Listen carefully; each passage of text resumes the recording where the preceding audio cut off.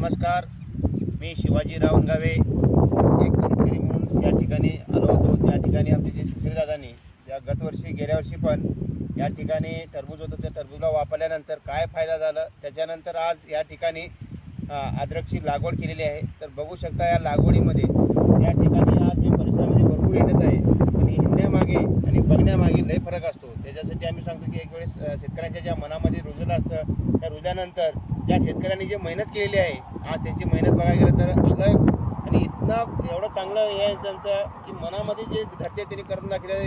आज तुम्ही बघत आलेलं आहे शेतकरी दादांचं। आज यांचं शेतकरी दादांचं नाव आहे दिगंबरराव बिरादार, गाव ददापूर। या ठिकाणी मी आज व्हिजिटिंग आलं आहे। आज 23 तारीख जुलै महिना 2026। या ठिकाणी बघू शकता तुम्ही पीक। तर बघा या शेतकऱ्यांनी जसं वापरले आम्ही म्हणल्याप्रमाणे त्यांनी सुरूला ड्रिचिंग पण केलेली आहे। ड्रिचिंग करून तर बघा तुम्ही या ठिकाणी पिकाची जे पानाची जाडी आहे तर ही किती आहे, या ठिकाणी 2 इंच आहे। तर या ठिकाणी फक्त त्यांची 2004ची लागवड आहे। तर आज लगभग 6 महिन्यामध्ये आज बघायला गेलं तर ह्या प्लॉटला असं जे वरदान दाखलेलं आहे मी, म्हणून तुम्हाला सांगतो की या ठिकाणी जे शेतकरी दादा मनात होते घेतील किंवा वापरल्यानंतर त्यांचा जे फायदा होणार आहे।